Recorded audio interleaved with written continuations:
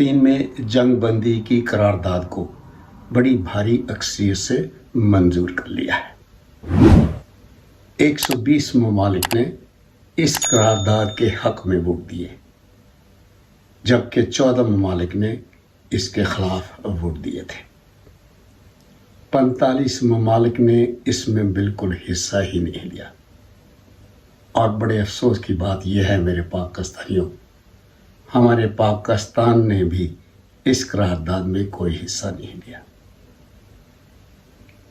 اور اتنی افسوسناک بات یہ ہے کہ مولانا ڈیزل نے اس کا اعتراف بھی کر لیا۔ آپ کو یاد ہوگا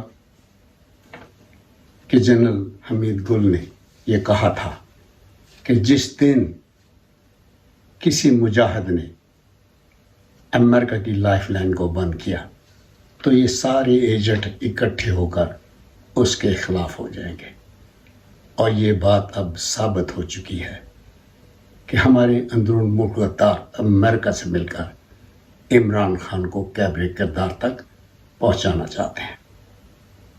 میرے پاکستانی بہنوں اور بھائیوں، آپ کو یہ بھی یاد ہونا چاہیے کہ ارشد شریف اور عمران خان کو قتل کرنے کی سازش کس نے کی تھی، کس نے سپاری دی تھی؟ یہی نواز شریف اور مریم نواز اس میں ملبس نکلی ہے۔ ہمیں یہ تو نہیں پتا کہ ہمارے ملک کے غداروں کی حفاظت کون کر رہا ہے۔ پاکستانیوں، یہ ہمیں کبھی بھی یقین نہیں تھا اگر عمران خان اس کا انکشاف نہ کرتا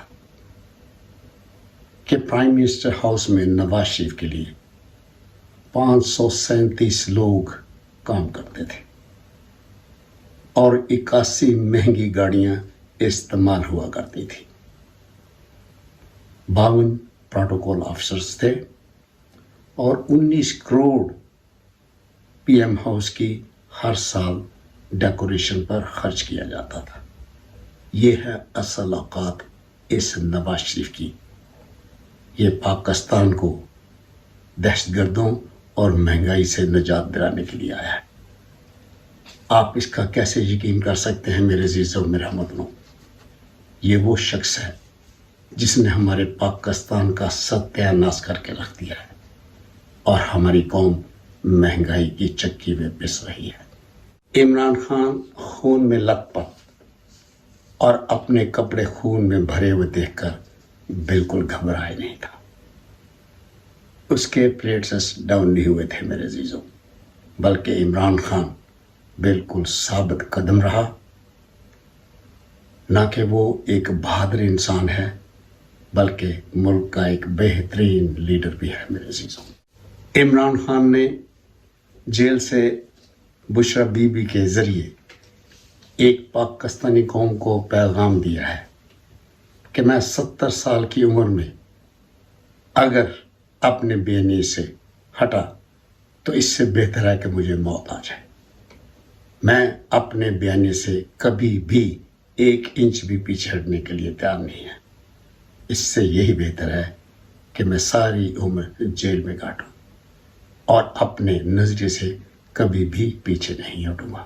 پاکستانی بھائیوں، آؤ اب ہم سب مل کر یہ وعدہ کریں کہ ہم اپنے لیڈر عمران خان کو کبھی بھی اکیلا نہیں چھوڑیں گے، ہر وقت اس کے ساتھ کفن باندھ کر کھڑے رہیں گے، اور ہمیں عمران خان جب بھی آواز دے گا ہم اپنی جان کا نذرانہ دینے کے لیے ہر وقت تیار بیٹھے رہیں گے، اور انشاءاللہ جیت ہمارے اس کپتان کی ہوگی، اور ان غداروں کا پاکستان سے ہمیشہ کے لیے خاتمہ کر دیا جائے گا جو اس وقت امریکہ کے حکم پر ناچتے ہیں میرے عزیزوں، میرے ہمدردوں۔ ان کو ہماری پاکستانی قوم کبھی معاف نہیں کرے گی۔ القادر ٹرسٹ دنیا کا واحد کرپشن کا کیس ہے جس میں 1 پیسے کی بھی کرپشن نہیں ہوئی، اور سارا کا سارا پیسہ سپریم کورٹ کے اکاؤنٹس میں جمع ہے میرے پاکستانیوں۔ اس کیس میں اصل تکلیف ان لوگوں کو یہ ہے کیونکہ یہ سیرت النبی پر یہ یونیورسٹی کیمپ کی گئی تھی. اور اللہ ان غداروں کو ہم یاد رکھنا عبرتناک سزا دے گا. یہ موت مانگیں گے، ان کو موت نہیں ملے گی. یہ ایڑیاں رگڑ رگڑ کر آپ کے سامنے زندگی کی بھیک مانگیں گے. لیکن میرے پاکستانی بہنوں اور بھائیوں، آپ نے ان پر کبھی رحم نہیں کھانا، کیونکہ انہوں نے 40 سال سے ہماری پاکستانی قوم پر جو ظلم ڈھائے ہیں وہ آپ سب کے سامنے. کیسے آپ بھول سکتے ہیں؟ غزوہ کی جنگ سے یہ ضرور ثابت ہوا ہے کہ مغرب کا انسانی حقوق کا نعرہ ایک ڈھونگ تھا. کتوں اور بلیوں کو پیار کرنے والی یہ قوم ہزاروں بچوں اور نوجوانوں، بوڑھوں اور بے گناہ عورتوں کا یہ خون کر چکے ہیں. اور اس پر نہ ان کو کوئی دکھ ہے، نہ کوئی تکلیف، اور نہ ہی ان کو کوئی ندامت ہے. میرے عزیزوں، میرے ہموطنوں، یہ کون لوگ ہیں میرے پاکستانیوں؟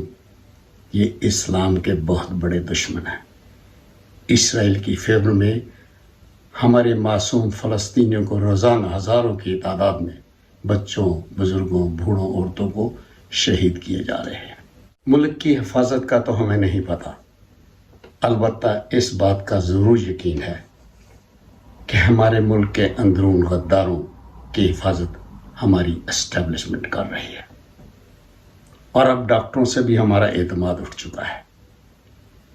ایک شخص جو پچھلے 4 سال سے مرگی کا بہانہ بنا کر اس ملک سے مفرور ہوا تھا، اور ڈاکٹروں نے آج تک اس کا کوئی علاج نہیں کیا.